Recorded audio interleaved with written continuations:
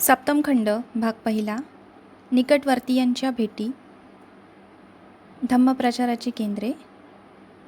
धम्मदूतांच्या नियुक्तीनंतर भगवान बुद्ध स्वतः कोणत्या एका ठिकाणीच बसून राहिलेत नाही. आपले धम्मदूताचे कार्यही त्यांनी सुरू ठेवले. आपले धम्मप्रचाराचे कार्य काही विशिष्ट स्थळे निवडून त्या ठिकाणी त्यांनी केंद्रित केले होते असे वाटते. अशा केंद्रांपैकी श्रावस्ती व राजगृह ही प्रमुख होती. त्यांनी श्रावस्तीला सुमारे 75 वेळा व राजगृहाला सुमारे 24 वेळा भेट दिली होती. आणखी इतर काही स्थळीही धम्मप्रचाराची छोटी केंद्रे होती. जसे कपिलवस्तू इथे ते 6 वेळा गेले होते, वैशाली इथेही ते 6 वेळेस गेले होते आणि कम्मास धम्म इथे ते 4 वेळेस गेले होते. त्यांच्या भेटीची स्थाने. आपल्या धम्मप्रचाराच्या प्रवासात उपयुक्त लहान मोठ्या केंद्राशिवाय इतरत्रही त्यांनी भेटी दिल्या. ते उक्कठ्ठा, नादिका, साला, अस्सपूर, घोषिताराम, नालंदा, आप्पन, एतुमा येथे गेले. ते ओपसाद, इच्छा नगडल, चंडाल कप्प, कुशिनारा येथे गेले. ते देवदह, पावा, अंबसंडा, सेतव्या, अनुपिया आणि उज्जुत्वा येथे गेले. त्यांनी भेट दिलेल्या स्थळांची नावे पाहिली म्हणजे असे समजते की शाक्य देश, कुरुदेश व अंगदेश ह्या ठिकाणी त्यांनी प्रवास केला होता. सामान्यतः असे म्हणावयास हरकत नाही की त्यांनी सर्व उत्तर भारताची यात्रा केली होती. ह्या स्थानांची संख्या जरा कमी वाटते, पण त्यामध्ये अंतर किती आहे? लुंबिनीपासून राजगृह 250 मैलांपेक्षा कमी लांब नाही. ह्यावरूनच अंतराची थोडीशी कल्पना येऊ शकेल. ही सर्व यात्रा भगवान बुद्धांनी पायी केली. त्यांनी बैलगाडीचा सुद्धा उपयोग केला नाही. ह्या यात्रेत त्यांना वाटेत राहण्यासाठी कुठेही जागा उपलब्ध नव्हती. नंतर मात्र त्यांच्या गृहस्थ उपासकांनी विहार व विश्रांती स्थाने बांधल्यामुळे त्यांची व त्यांच्या भिक्खूंची प्रवासात विश्राम करण्याची सोय होऊ लागली. बहुधा भगवान बुद्ध रस्त्यालगतच्या वृक्षाच्या छायेत राहत असत. त्यांना संदेश स्वीकारण्यास जे सिद्ध होते त्यांचे संदेह व अडचणीचे निवारण करीत जे त्यांना विरोध करण्यास उद्युक्त झाले होते त्यांच्याशी वादविवाद करून उत्तर देत व जे अजान बालकाप्रमाणे मार्गदर्शनासाठी येत त्यांना सन्मार्ग दाखवीत भगवान बुद्धांची एका स्थळापासून दुसऱ्या स्थळापर्यंत, एका गावापासून दुसऱ्या गावापर्यंत यात्रा चालू राहिली. भगवान बुद्ध जाणून होते की जे लोक त्यांचा उपदेश ऐकण्यास येत असतात ते सर्वच बुद्धिमान नव्हते, तसेच निर्विकल्प मनोवृत्तीचे नव्हते. त्यांनी आपल्या भिक्खूंना सूचना दिली होती की श्रोतृवर्ग 3 प्रकारचा असू शकतो. निर्बुद्ध, ज्या मूर्खाला काहीही दिसू शकत नाही, तो पुन्हा पुन्हा भिक्खूकडे जातो. त्यांचे भाषण आदी, मध्य, अंत असे संपूर्ण ऐकतो, पण त्याला काहीच उमजत नाही, त्याला बुद्धी मुळीच नसते. याहून चांगला म्हणजे तो मन एकाग्र करू शकत नाही असा. तो पुन्हा पुन्हा भिक्खूंकडे जातो, त्यांचे भाषण आदी, मध्य, अंत असे संपूर्ण ऐकतो आणि तसे करीत असताना त्याला ते सर्व उमजतेच. पण तिथून उठल्यावर मात्र काही त्याच्या ध्यानात राहत नाही. त्याचे मन कोरे असते. ह्याहूनही श्रेष्ठ म्हणजे प्रगल्भ ज्ञानी माणूस. तो पुन्हा पुन्हा भिक्खूंकडे जातो, त्यांचे भाषण आदी, मध्य, अंत असे संपूर्ण ऐकतो. तसे करताना त्याला ते सर्व उमजते. सर्व काही स्मरणात राहते. स्थिर, निश्चल आणि धर्म व धार्मिक विषयात तज्ज्ञ. असे असूनही भगवान बुद्ध धर्मप्रचारासाठी गावोगावी न कंटाळता जात असत. भिक्खूंप्रमाणे त्यांच्याशी 3 पेक्षा जास्त चिवरे कधीही नसत. ते फक्त दिवसातून एकदाच अन्न ग्रहण करीत आणि दररोज सकाळी दारोदार भिक्षा मागून अन्न जमवीत. कोणत्याही माणसाने इतके कठीण काम पार पाडले नसेल आणि तेही इतक्या प्रसन्नतेने. मातापुत्राची आणि पतिपत्नींची अंतिम भेट. आपल्या मृत्यूपूर्वी महाप्रजापती व यशोधरा यांची भगवान बुद्धांशी भेट होऊ शकली. कदाचित ही त्यांची अंतिम भेट असावी. प्रथम महाप्रजापती त्यांच्याजवळ गेली आणि तिने त्यांची पूजा केली. तिने कृतज्ञतेने त्यांचे आभार मानले, कारण त्यांनी तिला सद्धर्माने प्राप्त होणारे समाधान दिले होते, कारण तिला आध्यात्मिक जन्म लाभला होता, कारण त्यांच्यामुळे तिच्या शरीरात धम्माचा विकास झाला होता, कारण त्यांच्याच धम्मरूपी दुधाचे पान तिने केले होते, कारण त्यांच्या सहाय्याने तिने भवसागर पार केला होता. बुद्धांची जननी समजली जाण्यात तिचा केवढा तरी गौरव झाला होता. आणि नंतर तिने आपली विनंती त्यांच्यापाशी सादर केली. आता ह्या देहाचा त्याग करून मृत्यूचा स्वीकार करावा अशी माझी इच्छा आहे. हे दुःखनाशीन भगवान, मला हे करण्यास अनुमती दे. यशोधरेने भगवान बुद्धांना उद्देशून म्हटले की आता 78 वर्षाची झाली आहे. त्यावर भगवान बुद्ध म्हणाले की त्याचेही आता 80वे वर्ष सुरू आहे. यशोधरेने सांगितले की आजची रात्र ही तिची अखेरची आहे. महाप्रजापतीपेक्षा तिचा स्वर अधिक संयमित होता. पतीप्रमाणे तिने त्यांच्याशी मरणाचर अनुमती मागितली नाही किंवा त्यांच्याकडे जाऊन त्यांच्या आश्रयाचीही याचना केली नाही. उलट ती त्यांना म्हणाली, मीच माझे आश्रयस्थान आहे. आपल्या जीवनातील सर्व विघातक प्रवृत्तीवर तिने विजय मिळवला होता.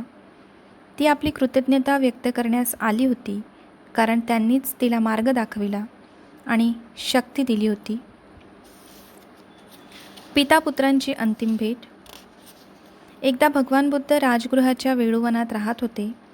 त्याचवेळी राहुल अंबलठिक्का येथे राहत होता.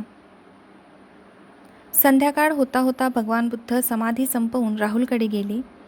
त्यांना दुरून पाहून राहुलने त्यांच्यासाठी आसन सिद्ध केले व प्रादपक्षालनासाठी पाणी ठेवले. राहुलने ठेवलेल्या आसनावर बसून भगवान बुद्धांनी आपले पाय धुतले. राहुलने त्यांना अभिवादन केले व एका बाजूस जाऊन तो बसला.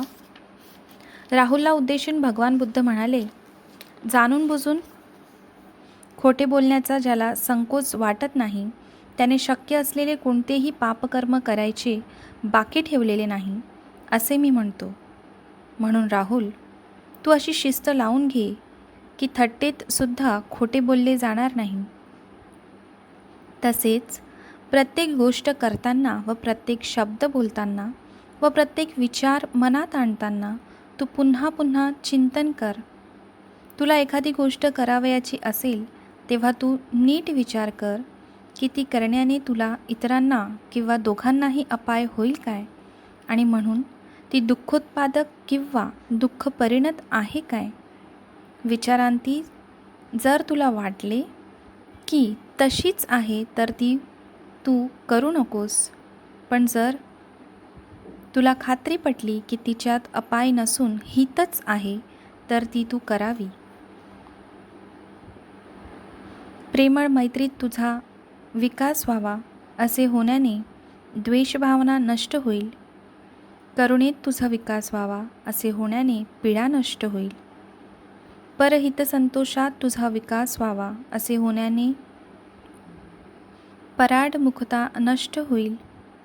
संयमित शांत वृत्तीत तुझा विकास व्हावा असे होण्याने विसंगती नष्ट होईल. देहभ्रष्टतेच्या चिंतनात तुझा विकास व्हावा असे होण्याने विकारवशता नष्ट होईल. नश्वरतेच्या जाणीवेत तुझा विकास व्हावा असे होण्याने अहंकार गळून पडेल, असे भगवान बुद्धांनी सांगितले. त्यांच्या उपदेशाने राहुल हर्षित होऊन प्रसन्न झाला. भगवान बुद्ध आणि सारीपुत्त ह्यांची अंतिम भेट. भगवान बुद्ध श्रावस्तीत जेतवनातील गंधकुटी विहारात राहत होते. 500 भिक्खूंसह सारीपुत्त तिथे आला. त्यांना अभिवादन करून सारीपुत्त म्हणाला, पृथ्वीवरील आमच्या जीवनाचा अंतिम दिवस समीप आला आहे. भगवान बुद्ध आता आपणाला देहत्यागाची परवानगी देतील काय. भगवान बुद्धांनी सारीपुत्ताला विचारले की परिनिर्वाणासाठी त्याने स्थान निश्चित केले आहे काय. सारीपुत्ताने त्यांना सांगितले, मगध देशातील नालेक नावाच्या गावी माझा जन्म झाला. ज्या घरात जन्म झाला ते घर अजूनही तिथे आहे. ते माझे घर माझ्या परिनिर्वाणासाठी मी निवडले आहे. भगवान बुद्ध म्हणाले, प्रिय सारीपुत्त, तुला बरे वाटेल ते कर. भगवान बुद्धांच्या चरणावर डोके ठेवून सारीपुत्त म्हणाला, आपल्या चरणवंदनाच्या प्रतिष्ठेच्या एकमेव आशेसाठी 1,000 कल्पांपर्यंत मी पारमितांचा अभ्यास केला होता. माझी ते इच्छा आता सफल झाली आहे आणि त्यामुळे माझ्या आनंदाला पारावर उरलेला नाही. पुनर्जन्मावर आपला विश्वास नाही, त्या अर्थी हीच आपली अंतिम भेट. माझ्या अपराधांबद्दल भगवंतांनी मला क्षमा करावी. माझी अखेर आता समीप आली आहे. सारीपुत्त, क्षमा करण्यासारखे काहीच उरलेले नाही, भगवान बुद्ध म्हणाले. जेव्हा सारीपुत्त जाण्यासाठी उठला तेव्हा त्याच्या सन्मानार्थ भगवान बुद्ध उठले आणि गंधकुटी विहाराच्या सज्जात जाऊन उभे राहिले. तेव्हा सारीपुत्त भगवंतांना म्हणाला, जेव्हा आपले पहिले दर्शन घडले तेव्हा मला आनंद झाला. आता आपले दर्शन झाले असल्यामुळे मला अत्यानंद झाला. आपले हे शेवटचे दर्शन आहे हे मी जाणून आहे. पुन्हा आपले दर्शन होणार नाही. आपले 2 हात जोडून भगवंताकडे पाठ न करता सारीपुत्त निघून गेला. त्यावर उपस्थित भिक्खू वर्गास भगवान बुद्ध म्हणाले, आपल्या ज्येष्ठ बंधूंच्या मागे जा. भिक्खू वर्ग प्रथमच भगवंतांना सोडून सारीपुत्तामागे त्याच्या आज्ञेप्रमाणे गेला. आपल्या गावी पोहोचल्यावर सारीपुत्ताने आपल्या घरातील ज्या खोलीत त्याचा जन्म झाला होता त्याच खोलीत देह ठेवला. सारीपुत्ताचे दहनसंस्कार केले गेले व त्यांच्या अस्थी भगवान बुद्धांपाशी नेल्या गेल्या. सारीपुत्ताच्या अस्थी स्वीकारल्यावर भगवान बुद्ध भिक्खूंना म्हणाले, तो सर्वोच्च विद्वान होता. त्याच्यापाशी संग्रह वृत्तीचा लेशही नव्हता. तो उत्साही आणि कष्टाळू होता. त्याला पापाची घृणा वाटत असे. भिक्खूंनो, त्याच्या अस्थीकडे ध्यान द्या. क्षमाशीलतेत तो पृथ्वी समान होता. त्याने आपल्या मनात क्रोधाला कधीही प्रवेश करू दिला नव्हता. कोणत्याही इच्छेच्या आहारी तो गेला नव्हता. विकारवशतेवर त्याने विजय मिळवला होता. करुणा, बंधुभाव आणि प्रीती ही त्याच्या ठायी परिपूर्ण होती. त्याच सुमारास महामोग्गलायन राजगृहासमीप एका एकांत विहारात राहत होता. भगवान बुद्धांच्या शत्रूंनी नियुक्त केलेल्या मारेकऱ्यांनी त्याची हत्या केली. महामोग्गलायनाचा दुःखद मृत्यूचे वृत्त भगवान बुद्धांना सांगितले गेले. सारीपुत्त आणि महामोग्गलायन हे त्यांचे प्रमुख शिष्य होते. त्यांना धम्मसेनापती असे म्हटले जात असे. आपली धम्म परंपरा पुढे चालू ठेवण्यासाठी ते या उभयंतावरच अवलंबून होते. आपल्या हयातीत झालेल्या त्यांच्या निधनाने बुद्ध अधिक व्यथित झाले होते. आता श्रावस्तीत राहण्यात त्यांना स्वारस्थ्य उरले नाही, म्हणून तिथून निघण्याचे त्यांनी ठरविले. भाग 2. वैशालीचा निरोप. वैशालीला प्रणाम. आपल्या अंतिम प्रवासास निघण्यापूर्वी भगवान बुद्ध राजगृही गृध्रकूट पर्वतावर राहत होते. तिथे काही काळ वास्तव्य केल्यानंतर ते म्हणाले, आनंद, चल आपण अंबलठ्ठिकेला जाऊया. जशी आपली आज्ञा. आनंद संमतीदर्शक स्वरात म्हणाला. महाभिक्खू संघ सोबत घेऊन ते अंबलठ्ठिकेला गेले. काही काळ अंबलठ्ठिकेला वास्तव्य करून ते नालंदाला गेले. नालंदाहून ते मगध देशाची राजधानी असलेल्या पाटलीग्रामास गेले. पाटलीग्रामाहून कोटीग्रामाला आणि कोटीग्रामहून नादिका येथे ते गेले. ह्या प्रत्येक स्थानी ते काही दिवस थांबले आणि भिक्खू संघासाठी किंवा उपासकांसाठी त्यांनी तिथे प्रवचने केली. नादिकेहून ते वैशालीस गेले. वैशाली हे महावीराचे जन्मस्थान होते आणि म्हणूनच जैन धर्माचा तो एक दुर्गही होता. तरी पण लवकरच तिथल्या नागरिकांना आपल्या धम्माकडे वळविण्यात बुद्ध यशस्वी झाले. असे सांगतात की अवर्षणामुळे वैशालीत असा दुष्काळ पडला की त्यामुळे अनेक लोक मृत्युमुखी पडले. वैशालीच्या जनतेने सभा बोलावून ह्याबद्दल तक्रार केली. पुष्कळ वादविवाद होऊन अखेर सर्वांनी भगवान बुद्धांना नगरास येण्याचे निमंत्रण देण्याचा निर्णय घेतला. बिंबिसार राजाचा मित्र व वैशालीचा एक लिच्छवी पुरोहित पुत्र महाली ह्याला निमंत्रण करण्यासाठी पाठविण्यात आले. भगवान बुद्धांनी निमंत्रणाचा स्वीकार केला व 500 भिक्खूंसह ते निघाले. वज्जियांच्या प्रदेशात त्यांनी प्रवेश केला न केला तोच विजेच्या गडगडाटसह वादळ होऊन मुसळधार वर्षाव झाला व दुष्काळाची समाप्ती झाली. वैशालीच्या जनतेने भगवान बुद्धांचे जे अपूर्व स्वागत केले त्याचे कारण मुख्यतः हेच होय.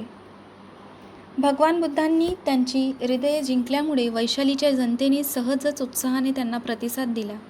नंतर वर्षवासाचा समय आला.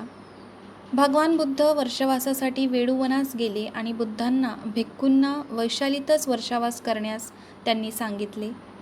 वर्षवासानंतर भगवान पुन्हा वैशालीला आले, कारण वैशालीचा निरोप घेऊन पुढील प्रवासास जाण्याचे त्यांनी योजिले होते. एके दिवशी भगवान बुद्धांनी सकाळीच वस्त्रे परिधान केली आणि भिक्षापात्र घेऊन भिक्षेसाठी वैशालीत त्यांनी प्रवेश केला. भिक्षाटनानंतर त्यांनी भोजन केले. मग वैशालीकडे गजराजाप्रमाणे दृष्टिक्षेप टाकून त्यांनी आनंदास सांगितले, आनंदा, वैशालीची ही माझी अखेरची दृष्टीभेट आहे. असे म्हणून त्यांनी वैशालीजनांचा निरोप घेतला. त्या पुरातन नगराच्या उत्तर सीमेवर जेव्हा त्यांनी निरोप घेतला तेव्हा त्या लिच्छवी जनांना त्यांनी आपले भिक्षापात्र स्मृती म्हणून प्रदान केले. ही त्यांची वैशालीची अखेरची भेट होती. त्यानंतर पुनभेटीसाठी ते जगले नाहीत. पावा येथे वास्तव्य. भगवान बुद्ध वैशालीहून भंडग्रामास गेले. भंडग्रामाहून हटिग्रामास व तिथून भोगनगरास ते गेले. भोगनगराहून ते पावा येथे आले. पावा येथे भगवान बुद्ध चुंद नामक लोहाराच्या आम्रवनात वास्तव्यासाठी गेले. भगवान बुद्ध पावा येथे आले असून त्या आपल्या आम्रवनात उतरले आहेत असे चुंदाने ऐकले. चुंद आम्रवनात गेला आणि भगवानांच्या समीप जाऊन बसला. भगवंतांनी त्याला धर्मोपदेश केला. त्यामुळे आनंदित होऊन चुंद भगवंतांना म्हणाला, उद्या माझ्या घरी भिक्खूसह वर्तमान भगवंतांनी येऊन भोजन घेण्याची कृपा करावी. आणि भगवान बुद्धांनी मौनानेच जणू संमती दर्शवली. भगवंतांनी आपल्या आमंत्रणाचा स्वीकार केला हे जाणून चुंदाने प्रयाण केले. दुसऱ्या दिवशी चुंदान आपल्या घरी खीर वगैरे मिष्टानाबरोबर सुकरमत्वीचाही सिद्धता केली. तयारी होताच त्याने भगवंतांना कळविले, भगवान, वेळ झाली, भोजन तयार आहे. भगवंतांनी वस्त्रे परिधान केली आणि भिक्षापात्र घेऊन भिक्खूंसह वर्तमान ते चुंदाच्या घरी आले आणि त्याने सिद्ध केलेल्या भोजनाचे ग्रहण केले. भोजनानंतर भगवंतांनी चुंदास पुन्हा धर्मोपदेश केला आणि आसनावरून ते उठून निघाले. चुंदाने सिद्ध केलेले भोजन भगवंतांना मानवले नाही. त्यामुळे त्यांना घोर आजार जडला. अतिसारामुळे त्यांना मरणप्राय वेदना होऊ लागल्या. पण भगवंतांनी स्मृती संप्रजन्यचा नियोग करून सर्व सहन केले. आम्रवनात परतल्यानंतर मलशुद्धी झाल्यानंतर भगवान आनंदाला बोलले, चला आपण कुशिनाराला जाऊया. आणि मग सर्वजण पावाहून निघाले. कुशिनारा येथे आगमन. भगवान बुद्ध थोडासा रस्ता चालून गेले. तोच त्यांना विश्रांतीची जरुरी भासू लागली. मार्गातून थोडेसे बाजूला जाऊन एका वृक्षाखाली ते बसले आणि आनंदाला म्हणाले, आनंदा, वस्त्राची घडी करून माझ्याकरिता बिछाईत कर. मी थकलो आहे. काही काळ विश्रांतीची मला गरज आहे. जशी आपली आज्ञा, आनंद म्हणाला आणि त्यांच्या आज्ञेप्रमाणे त्याने वस्त्राची चौघडी करून बिछाईत तयार केली.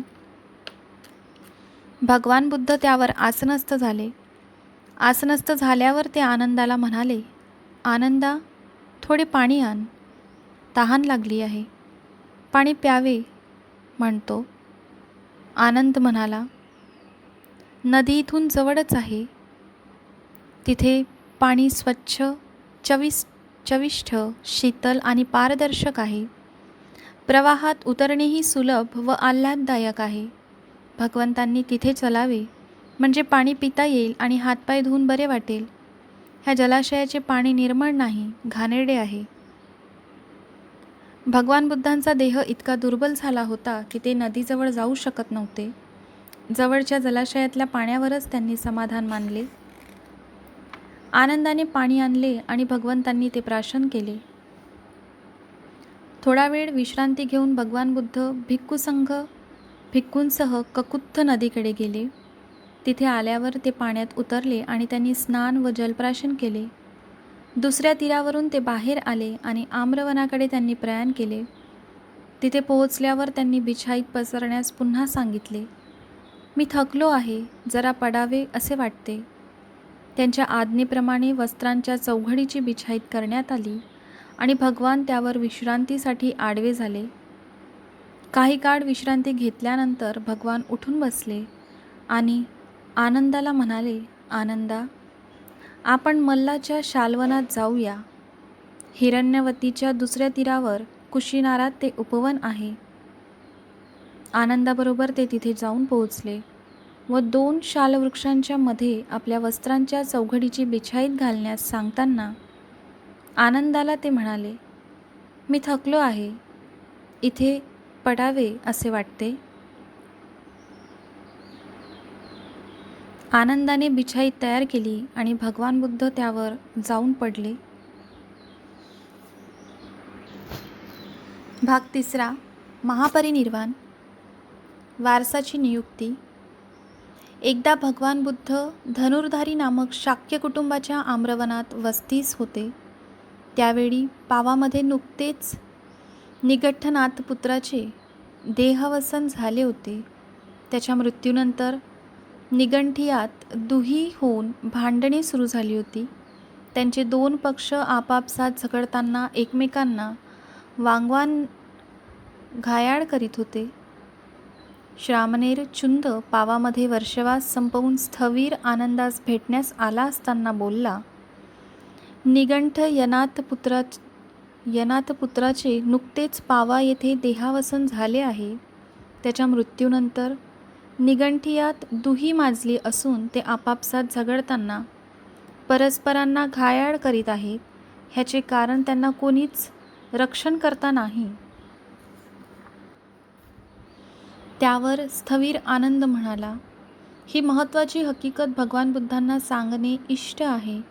आपण त्यांच्याकडे जाऊया आणि त्यांना ती कथन करूया. ठीक महाशय, चुंद बोलला. त्यावर आनंद व चुंद दोघे भगवान बुद्धापाशी गेले आणि अभिवादन करून निगंठियाची हकीकत कथन केली व आपला वारस नियुक्त करण्याची त्यांनी विनंती केली. चुंदाचे निवेदन ऐकून भगवान बुद्ध म्हणाले, चुंद, विचार कर की जगात एक आचार्य निर्माण होतो, अर्हत, सम्यक संबुद्ध. तो आपल्या सद्धम्माचा सुयोग्य प्रसार करतो, जो शांतिदायक, प्रभावी, मार्गदर्शक व सुबोध असा आहे. पण त्याचे शिष्य मात्र धर्मज्ञानात प्रगत झालेले नाहीत आणि त्यांच्या निधनानंतर तो धर्म त्यांचे रक्षण करण्यास असमर्थ ठरतो.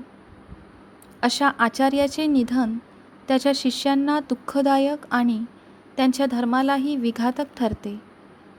पण चुंद, जगात एक अर्हत व सम्यक संबुद्ध आचार्य निर्माण झाला आहे. त्याने आपल्या धर्माचा सुयोग्य व सुबोध प्रचार केला आहे, ज्याचा सद्धर्म प्रभावशाली मार्गदर्शक असून शांतिदायक आहे, ज्याचे शिष्य संदर्भात पारंगत आहेत. असा तो सद्धर्म त्या शिष्यांना उच्चतर जीवनाचे सम्यक स्वरूप दर्शवित असताना त्या आचार्याचे देहवसान होते. अशा आचार्याचे निधन शिष्यांना दुःखदायक होत नाही. मग वारसाची गरज कुठे भासते? दुसऱ्या एका प्रसंगी आनंदाने पुन्हा तोच प्रश्न काढल्यावर भगवान म्हणाले, आनंदा, माझ्या धर्माबाबत ज्यांचे एकमत नाही असे 2 भिक्खू तरी तुला आढळलेत काय? नाही. पण आज जे भगवंताच्या निकट आहेत ते भगवंतांच्या मृत्यूनंतर कदाचित विनयाबाबत संघाच्या नियमाबाबत वाद निर्माण करण्याचा संभव आहे आणि असला वाद सर्वांच्या दुःखाला कारणीभूत होऊ शकेल. आनंद. विनयाबाबत भिक्खूंच्या नियमाबाबतचे वाद क्षुल्लक ठरतात, पण भिक्खू संघात धम्माबद्दल जर वाद निर्माण झाले तर ते मात्र चिंतादायक होईल. धम्मासंबंधीचे वादविवाद हुकुमशहा मिटवू शकत नाहीत. वारस जर हुकुमशहासारखा वागणार नसेल तर तो काय करू शकणार? धम्मासंबंधीचे वादविवाद हुकुमशहा मिटवू शकणार नाही. कोणत्याही वादाबाबत संघच निर्णय घेऊ शकेल. संघाने एकत्र येऊन एकमत होईपर्यंत विचारविनिमय केला पाहिजे आणि एकदा निर्णय झाल्यानंतर त्याचे परिपूर्ण पालन केले पाहिजे. वादाचा निर्णय बहुमतानेच व्हायला पाहिजे. वारसची नियुक्ती हा त्यावर उपाय होऊ शकत नाही. अंतिम धर्मदीक्षा. त्यासमयी सुभद्रा नावाचा परिव्राजक कुशिनारा येथे राहत होता. सुभद्र परिव्राजकाच्या कानावर लोकवार्ता पडली असे म्हणतात की आज रात्रीच्या अखेरच्या प्रहरी गौतम बुद्धांचे परिनिर्वाण होणार आहे. तेव्हा सुभद्र परिव्राजकाच्या मनात आले, काही वयोवृद्ध गुरु आणि शिष्य परिव्राजकांना असे म्हणताना मी ऐकले आहे की ह्या जगात अर्हत सम्यक संबुद्ध असे तथागत वारंवार निर्माण होत नाही आणि आज रात्रीच्या अखेरच्या प्रहरी श्रमण गौतमाचे परिनिर्वाण होणार आहे. माझ्या मनात एक संदेह उत्पन्न झाला आहे आणि श्रमण गौतमाबद्दल मला खात्री वाटते की ते मला असला उपदेश देतील की जेणेकरून माझ्या संदेहाचे निराकरण होईल. सुभद्र परिव्राजक उपमार्गाने मल्लांच्या शालवनात गेला. तिथे स्थविर आनंद होता. सुभद्र त्याला म्हणाला, स्थविर आनंद, मला श्रमण गौतमाचे दर्शन होईल काय? त्याचे शब्द ऐकून स्थविर आनंद त्याला म्हणाला, पुरे सुभद्र, तथागतांना आता मुळीच त्रास देऊ कामा नये. ते पार थकून गेले आहेत. सुभद्र परिव्राजकाने दुसऱ्यांदा व तिसऱ्यांदा पुन्हा तीच विनंती केली. स्थविर आनंदाने 3ही वेळा त्याला तेच उत्तर दिले. सुभद्र परिव्राजक आणि स्थविर आनंदाचा चाललेला हा संवाद तथागतांनी ऐकला. त्यांनी आनंदाला हाक मारून म्हटले, आनंदा, सुभद्राला अडवू नकोस. सुभद्राला तथागतांचे दर्शन घेण्याची अनुमती असावी. सुभद्राला जे काही माझ्यापाशी मागावयाचे असेल ते त्याला आनंदाने 3ही वेळा त्याला तेच उत्तर दिले. सुभद्र परिव्राजक आणि स्थविर आनंदाचा ज्ञानासाठी हवी असेल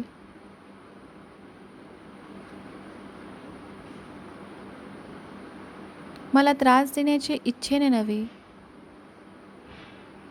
आणि जे उत्तरादाखल मी सांगेन ते तत्काळ त्याला समजेल. तेव्हा स्थविर आनंद परिव्राजकाला म्हणाला, सुभद्रा, आत प्रवेश कर, तथागतांनी तुला परवानगी दिली आहे. तेव्हा सुभद्र परिव्राजक तथागतांच्या समीप गेला आणि त्यांना अभिवादन करून कुशल वर्तमानाचे बोलणे झाल्यावर तो एका बाजूस जाऊन बसला. बसल्यावर तथागतांना उद्देशून तो बोलला, श्रमण गौतम, ज्यांना अनुयायी आहेत आणि श्रोते आहेत, जे प्रसिद्ध आहेत, ते गणाचार्य आहेत, जे पथसंस्थापक आहेत, ज्यांना जनता धर्मात्मा मानित आली आहे, असे श्रमण आणि ब्राह्मण पूर्णकाश्यप, मख्खली गोशाल, अजित केशकंबल, पकुच कच्चयन, सज्जय वेलठ्ठीपुत्र तसेच निगंठनाथ पुत्र ह्या सर्वांना ते म्हणतात तसे आपणच सत्यज्ञान प्राप्त झाले आहे की नाही, की काहींना झाले आणि काहींना झाले नाही? सुभद्र, काहींना ज्ञान प्राप्त झाले की काहींना झाले नाही, ह्या असल्या गोष्टीत तू पडू नकोस. मी तुला धर्मोपदेश करतो, तो नीट ध्यान देऊन श्रवण कर. लक्ष दे, मी सांगतो. भगवान, फार चांगले असे बोलून सुभद्र परिव्राजकाने भगवान बुद्धांकडे एकाग्रतेने ध्यान दिले. त्यावर भगवान बोलले, सुभद्र, ज्या धम्ममातामध्ये आर्य अष्टांगिक मार्ग नाहीत, त्यात श्रमण असू शकत नाही. ज्या धम्ममतात आर्य अष्टांगिक मार्ग आहे, त्यात श्रमणही असतो.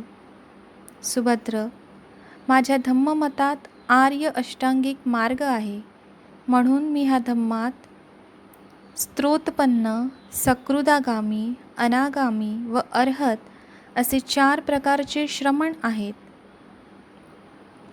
दुसऱ्या धम्ममतात श्रमणाचा अभाव आहे. पण सुभद्र, जर या धम्ममताच्या अनुयायांनी सम्यक जीवनात व्यतीत केले तर ह्या जगतात अर्हंतांचा अभाव कधीच आढळणार नाही.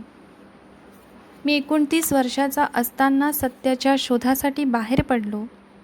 सुभद्र, सद्धम्माचा पक्ष स्वीकारल्याला आता 50हून अधिक वर्ष होऊन गेली असतील. तथागतांनी असे सांगितल्यावर सुभद्र परिव्राजक बोलला, आपल्या मुखीचे हे शब्द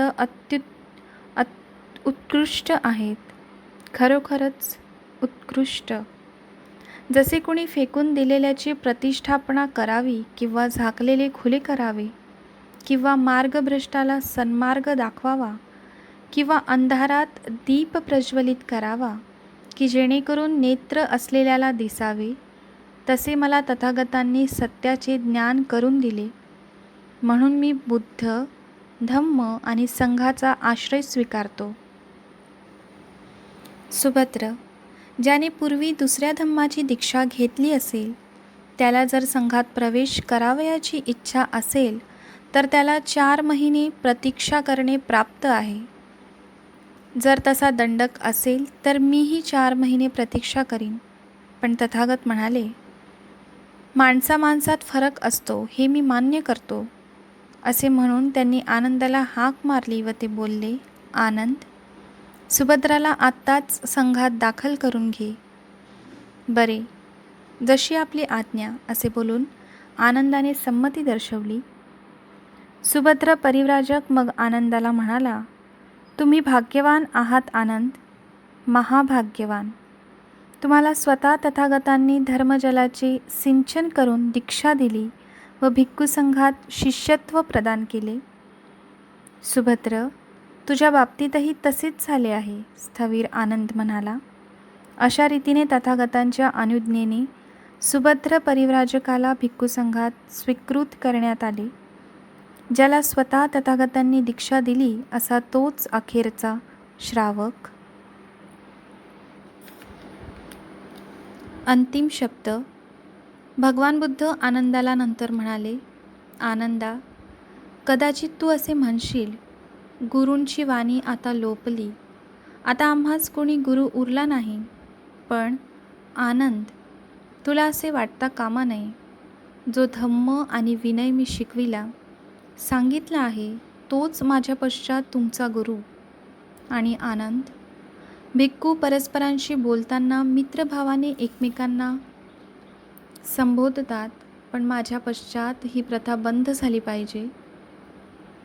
ज्येष्ठ जेव्हा कनिष्ठाला हाक मारील तेव्हा त्यांच्या नावाने, गोत्र नावाने किंवा मित्र म्हणून त्याला संबोधावे व कनिष्ठ जेव्हा ज्येष्ठाला हाक मारील तेव्हा त्याला भगवान किंवा भंते असे संबोधावे. आणि आनंद, माझ्या पश्चात जर संघाला आवश्यक वाटले तर किरकोळ अथवा गौण नियम त्याने रद्द करावेत. आणि आनंद, तुला माहीतच आहे की भिक्खू छन्न कसा हट्टी, विकृत आणि बेशिस्त आहे. माझ्या पश्चात छन्नाला सर्वोच्च शिक्षा दिली जावी. सर्वोच्च शिक्षा म्हणजे काय? छन्न काय वाटेल ते बोलतो आणि त्याच्याशी बोलू नये. त्याची कान उघाडणी करू नये, त्याला शिकवू नये, त्याला एकटे सोडून द्यावे. कदाचित ह्यामुळे तो सुधारेल. नंतर भगवान बुद्ध भिक्खूंना उद्देशून बोलले, जर कोणा भिक्खूच्या मनात कदाचित बुद्धाबाबत, धम्माबाबत, संघाबाबत, मार्गाबाबत किंवा मार्गाच्या वाटेबाबत संदेह किंवा गोंधळ असेल, तर भिक्खूवर्ग हो, आताच तो त्याने विचारावा.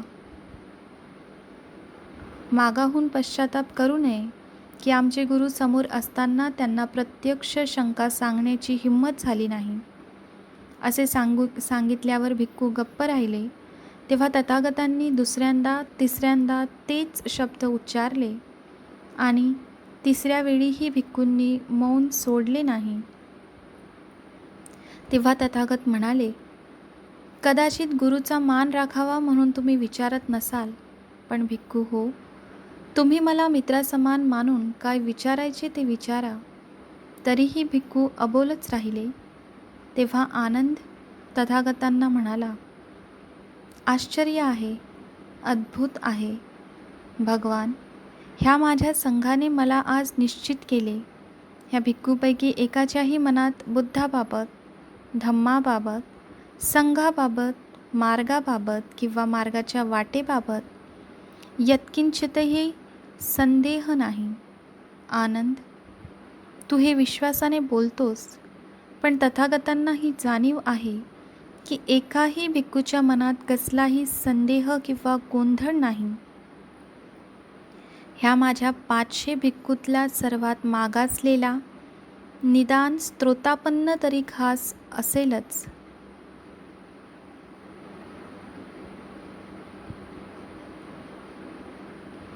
त्याला अधोगतीपासून सुटण्याची खात्री आहे. त्याला संबोधी प्राप्त करून घेण्याची खात्री आहे.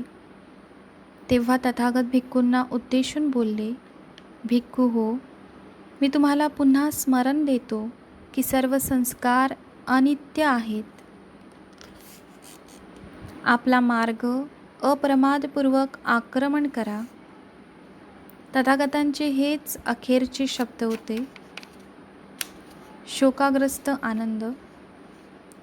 जसजसे वय होत चालले तसतशी भगवान बुद्धांना आपली काळजी घेण्यासाठी एखाद्या सेवकाची जरुरी वाटू लागली.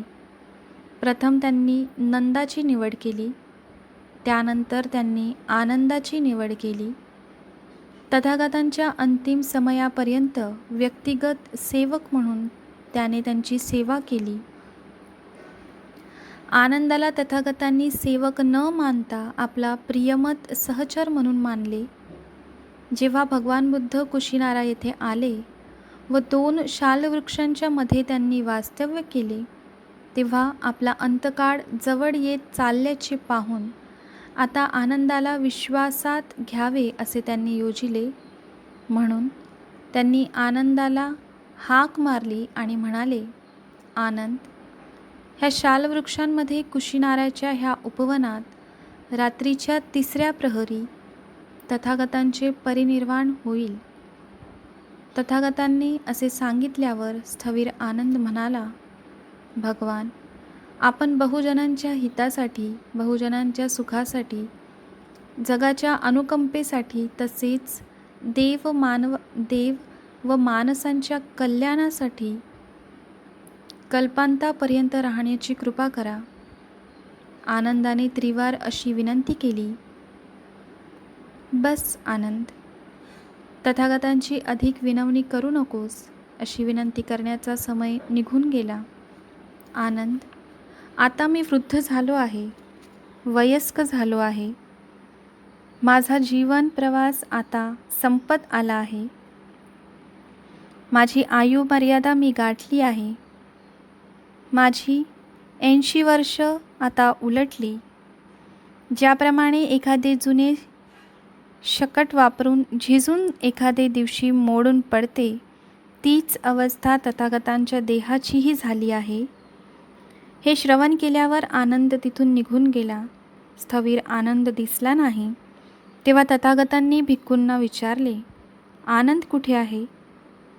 स्थविर आनंद निघून गेले आणि ते शोक करत आहेत. भिक्खू म्हणाले. तथागतांनी एका भिक्खूला बोलावले व ते म्हणाले, जा आणि आनंदाला सांग की तुला तथागत बोलावत आहेत. जशी आपली आज्ञा, भिक्खू बोलला. आनंद आला आणि तथागतांच्या समीप जाऊन बसला. आनंद, आता रडू नकोस. मी तुला मागेच सांगितले नाही का की आपल्या आवडत्या व निकट वस्तूपासून अलग व्हावे लागणे, त्यांचा त्याग करणे, त्यांचा संबंध तोडावा लागणे हे स्वाभाविकच आहे.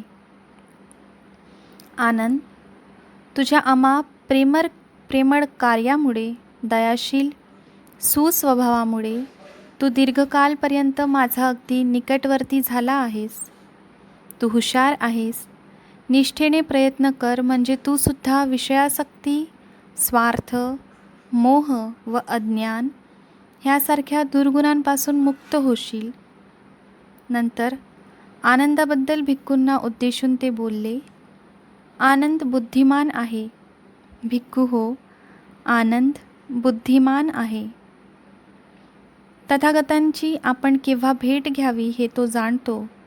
भिक्खू भिक्खुनींनी कोणत्या समयी भेट घ्यावी हे तो जाणतो. उपासक उपासकांची भेटण्याची योग्य वेळ कोणती, राजा किंवा राजमंत्र्यांची वेळ कोणती, तसेच दुसऱ्या आचार्याची व शिष्यांची वेळ कोणती, हेही त्याला ठाऊक आहे. भिक्खू, हो, हे आनंदाचे 4 विशेष आहेत. आनंदाला भेटल्यावर सर्वांना समाधान मिळते. त्याला पाहून त्यांना आनंद होतो. सर्वांना आनंदाचे बोलणे ऐकून सुख मिळते. आनंद जेव्हा अबोल होतो तेव्हा ते बेचैन होतात. ह्यानंतर आनंदाने पुन्हा तथागतांच्या परिनिर्वाणाचा विषय काढला. तथागतांना उद्देशून तो बोलला. तथागतांनी ह्या उजाड नगरीत, ह्या जंगलामध्ये देहत्याग करू नये. चंपा, राजगृह, श्रावस्ती, साकेत, कोसंबी, वाराणसीसारखी मोठी नगरे आहेत. ह्यापैकी कोणत्या तरी नगरात त्यांनी परिनिर्वाण प्राप्त करावे. आनंद, असे बोलू नकोस. ही कुशीनारा देखील केशवती नावाची महासुदर्शन राजाची राजधानी आहे. नंतर तथागतांनी आनंदावर 2 कामे सोपवली. त्यांनी आनंदाला सांगितले की चुंदाने दिलेल्या अन्नामुळे तथागतांना मृत्यू आला अशी वार्ता पसरणार नाही ह्याची खबरदारी घे. त्यामुळे चुंद संकटात सापडेल अशी भीती वाटते. त्यांनी सांगितले की ह्या बाबतीत लोकांच्या मनातील भ्रम आनंदाने दूर करावा. आणखी एक गोष्ट त्यांनी आनंदास करण्यास सांगितली आणि ती म्हणजे कुशीनाराच्या मल्लांना जाऊन सांगणे की तथागत ह्या उपवनात आले असून रात्रीच्या 3ऱ्या प्रहरी त्यांचे परिनिर्वाण होईल. तुझ्यावर दोष येईल अशी संधी तू देऊ नकोस. मल्ल कदाचित म्हणतील, आमच्या गावात तथागतांचा मृत्यू झाला आणि आम्हाला हे समजले नाही. त्यांच्या अखेरच्या क्षणी भेटण्याची संधीही आम्हाला मिळाली नाही. त्यानंतर स्थवीर अनिरुद्ध व स्थवीर आनंद ह्या उभयंतांनी धार्मिक चर्चेत उरलेली रात्र व्यतीत केली. पूर्वी प्रकट केल्याप्रमाणे रात्रीच्या 3ऱ्या प्रहरात तथागतांना परिनिर्वाण प्राप्त झाले. जेव्हा तथागतांचे परिनिर्वाण झाले तेव्हा काही भिक्खू व आनंद हात पसरून रुदन करू लागले. काही तर दुःखातिशयाने जमिनीवर गडबडा लोळू लागले व म्हणू लागले, तथागतांना फारच लवकर परिनिर्वाण आले. ह्या सुखी माणसाने फारच लवकर जीवनत्याग केला. जगातून फारच लवकर प्रकाश निघून गेला. वैशाखी पौर्णिमेच्या रात्री 3ऱ्या प्रहरात तथागतांचे परिनिर्वाण झाले. यांचे परिनिर्वाण इसवी सन पूर्व 483 मध्ये झाले. पाली भाषेतल्या ग्रंथात असे म्हटले आहे, दिवा तपती आविच्छो रती आभाती चंदिमा सनद्धो खत्तियो तपती झाई तपती ब्राह्मणो अथंग सब्ब अहोरत्ती बुद्धो तपती तेजसा. सूर्य केवळ दिवसाच प्रकाशतो आणि चंद्र केवळ रात्रीलाच प्रकाशमान करतो. आपली शस्त्रास्त्रे धारण केल्यावर क्षत्रिय तेजस्वी दिसतो. जेव्हा ध्यानस्थ असतो तेव्हाच ब्राह्मण तेजपुंज दिसतो. पण बुद्ध मात्र स्वयं तेजाने दिवस रात्र सतत प्रकाशित राहतो. निसंदेह तो जगाचा प्रकाश होतो. मल्लांचा विलाप आणि एका भिक्खूची प्रसन्नता. तथागतांच्या आदेशानुसार आनंदाने मल्लांकडे जाऊन त्यांना ही घटना विदित केली. जेव्हा ही घटना समजली तेव्हा त्यांच्या स्त्रिया, तरुण पुरुष व कुमारिका दुःखित, खिन्न व शोकविहल झाले. काहींनी केस विस्कटून, हात पसरून, जमिनीवर गडबडा लोळून शोक प्रदर्शित केला. त्यानंतर आपल्या कुमार कुमारिका व स्त्रियांसह मल्ल तथागतांच्या अंतिम दर्शनासाठी उपवनातील शालिका वाटिकेत गेले. तेव्हा स्थविर आनंदाने विचार केला, जर मी कुशिनाराच्या मल्लांना तथागतांच्या मृतदेहाला वंदन करण्यासाठी एकटे जाऊ दिले तर फार व्यथित होतील. म्हणून त्याने कुटुंबाचे गट केले. प्रत्येक कुटुंब तथागतांच्या चरणी विनम्र भावाने वंदन करून निरोप घेई. ह्या समयी पुष्कळ भिक्खूंच्या समवेत महास्थविर महाकश्यप पावा ते कुशिनारा ह्या मार्गाने यात्रा करीत होते. त्याचवेळी पावाला जाणाऱ्या मार्गाने एक नग्न परिव्राजक येत होता. महास्थविर महाकश्यपांना तो नग्न परिव्राजक दुरून दिसला. तो जवळ आल्यावर त्यांनी त्याला विचारले, मित्रा, तू आमच्या गुरूंना ओळखलत असशीलच? होय, मी त्यांना ओळखतो. श्रमण गौतमाचे निधन होऊन आज 1 सप्ताह झाला. हे वृत्त ऐकताच भिक्खुगण शोकविव्हल होऊन रुंदन करू लागला. ह्या भिक्खुगणात उतार वयात संघात दाखल झालेला सुभद्र नावाचा एक भिक्खू होता. तो म्हणाला, पुरे, आता विलाप पुरे, आता शोक पुरे. आपण श्रमण गौतमाच्या निर्बंधातून मुक्त झालो हे बरे. हे तुम्हास शोभते, हे शोभत नाही, अशा त्यांच्या निर्बंधांनी आपण हैराण झालो होतो. आता आपल्याला हवे ते करता येईल आणि नको ते करावयाची गरज पडणार नाही. त्यांचे निधन झाले हे बरे नाही का झाले? मग रडता कशासाठी? शोक कशाला करता? ही तर आनंदाची घटना आहे. तथागत हे असे मोठे व शिस्तीचे कठोर होते. अंतिम संस्कार.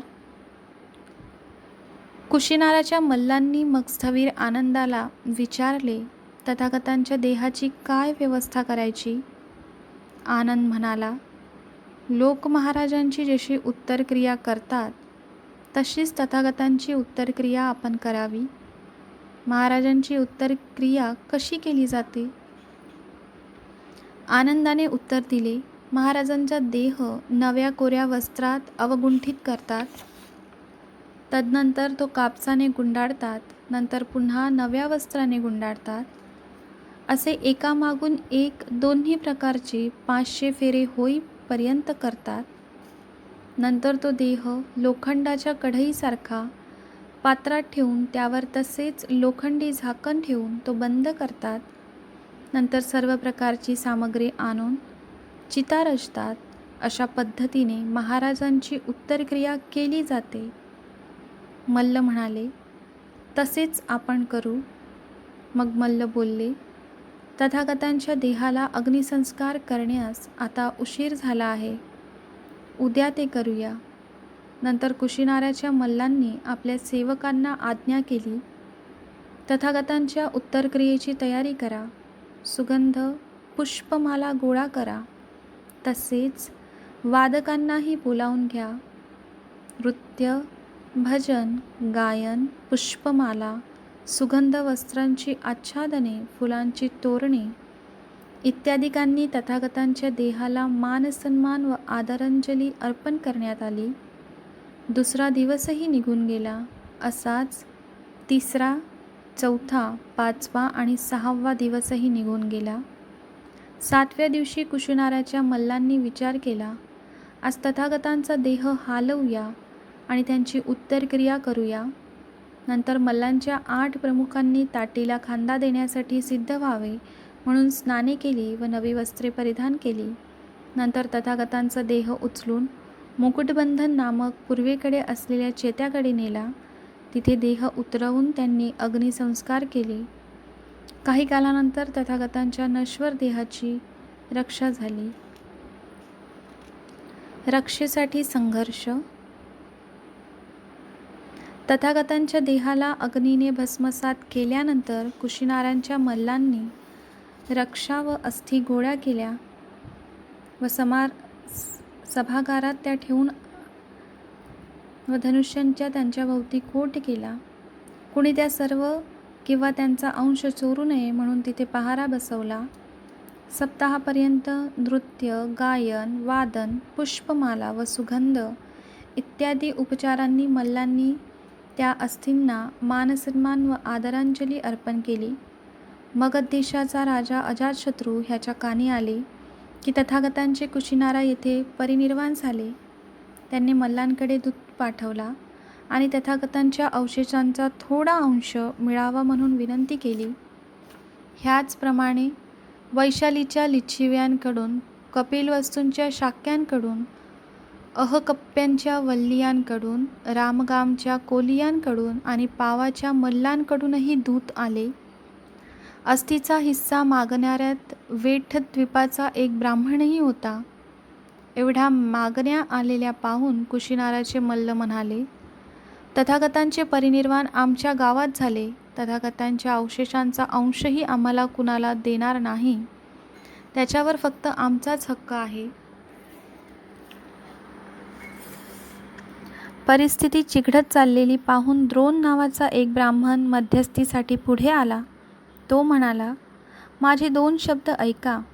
द्रोण म्हणाला, ज्या तथागतांनी आपणास संयमाचे शिक्षण दिले, त्याच नरवरांच्या अस्थींच्या हिंसासाठी संघर्ष, रक्तपात आणि युद्ध व्हावे हे अनुचित होय. आपण सर्वांनी एकमताने, मित्रत्वाने व दिलजलमाईने अस्थींचे सारखे 8 हिस्से करण्याचे ठरवावे आणि प्रत्येक राज्यात त्यावर स्तूप उभारावेत की जेणेकरून त्या ठिकाणी त्यांची पूजा जनतेला करता येईल. कुशिनाराच्या मल्ल्यांनी मान्यता दर्शवली आणि ते म्हणाले, हे ब्राह्मणा, तूच ह्या अवशेषांचे सारखे 8 हिस्से करून सुयोग्य वाटणी कर. ठीक आहे, द्रोणाने संमती व्यक्त केली. नंतर त्याने तथागतांच्या अवशेषांचे सारखे 8 हिस्से केले. हिस्से करून झाल्यावर द्रोण म्हणाला, मला हे रक्षापात्र द्याल तर त्यावर मीही एक स्तूप बांधून घेईल. सर्वांनी ते पात्र त्याला देण्यास मान्यता दर्शवली. अशा रीतीने तथागतांच्या अस्थिरक्षेची विभागणी झाली आणि संघर्ष शांतीने व सलोख्याने मिटला. बुद्धभक्ती. ह्या घटना घडण्याचे स्थान श्रावस्ती. त्यावेळी पुष्कळशे भिक्खू तथागतांसाठी चिवर तयार करण्यात दंग होते. 3 महिन्यात चिवर तयार झाले की तथागत यात्रेला निघतील असे त्यांना वाटले. त्यावेळी इसिदत्त आणि पूर्व ह्या नावाचे 2 राज्याधिकारी काही कामानिमित्त साधुका येथे राहिले होते. त्यांना असे कळले की पुष्कळचे भिक्खू तथागतांसाठी चिवर तयार करण्यात दंग आहेत. 3 महिन्यात चिवर तयार झाले की तथागत यात्रेला निघतील असे त्यांना वाटत होते. तेव्हा इसिदत्त आणि पूर्व ह्यांनी एका माणसाला रस्त्यावर उभे राहण्यास सांगितले. त्याला सांगितले, जेव्हा भगवान अर्हत सम्यक संबुद्ध तुला येताना दिसतील तेव्हा धावत येऊन आम्हाला कळव. 2-3 दिवस त्या माणसाने तिथे राहून त्यांची प्रतीक्षा केल्यानंतर त्याला दूरवरून तथागत येताना दिसले. धावत येऊन त्याने इसिदत्त आणि पूर्ण ह्यांना सांगितले, भगवान अर्हत सम्यक संबुद्ध येत आहेत. आपल्याला जे काही करावयाचे असेल ते करावे. तेव्हा इसिदत्त आणि पूर्व हे राज्याधिकारी तथागतांना सामोरे गेले आणि त्यांच्या समीप गेल्यावर त्यांनी तथागतांना अभिवादन केले व ते तथागतांच्या मागून पावले टाकीत चालू लागले. नंतर तथागत राजमार्ग सोडून बाजूला गेले. तिथे एका वृक्षाच्या खाली त्यांच्यासाठी सिद्ध करण्यात आलेल्या आसनावर ते बसले. इसिदत्त व पूर्ण ह्यांनी त्यांना अभिवादन केले व ते एका बाजूला बसले. बसल्यावर ते तथागतांना म्हणाले, भगवान, आम्हाला जेव्हा समजले की आपण कौशल देशात यात्रेसाठी जाणार आहात, तेव्हा तथागत आमच्यापासून दूर चालले ह्यांचे आम्हाला वाईट वाटले. भगवान, आम्हाला जेव्हा समजले आपण श्रावस्ती सोडून कौशल देशात यात्रेसाठी चालला आहात, तेव्हा तथागत आमच्यापासून दूर जाणारा ह्या विचाराने आम्ही पुन्हा विवश व खिन्न झालो. भगवान, आणि आम्हाला जेव्हा समजले की तथागत कौशल सोडून मल्ल देशात जाणार आहेत, नवे गेलेले, तेव्हा आम्ही निराश व खिन्न झालो. भगवान, पुन्हा आम्ही ऐकले की तथागत मल्लदेश सोडून वज्जी देशात जाणार आणि ते गेलेही, की ते वज्जी देश सोडून काशीला जाणार आणि ते गेलेही. नंतर काशी सोडून मगध देशात यात्रेला जाणार आणि ते गेले, तेव्हा तथागत आमच्यापासून दूर चालले म्हणून आम्ही निराश व खिन्न झालो. पण भगवान, आम्हाला जेव्हा समजले की तथागत मगध सोडून काशीला येणार आणि ते तसे निघाले, तेव्हा आम्हाला आनंद झाला आणि आमची हृदये उचंबळून आली की तथागत आमच्याजवळ आले. आणि जेव्हा आम्ही ऐकले की तथागत काशीमध्ये संचार करीत आहेत, तेव्हा आम्हाला तसाच आनंद झाला. पण भगवान, जेव्हा आम्ही ऐकले की तथागत कौशल देशाहून श्रावस्तीच्या दिशेने संचारास निघाले, तेव्हा तथागत आमच्या अगदी समीप येणार म्हणून आम्हाला आनंद झाला व आमची हृदये उचंबळून आली.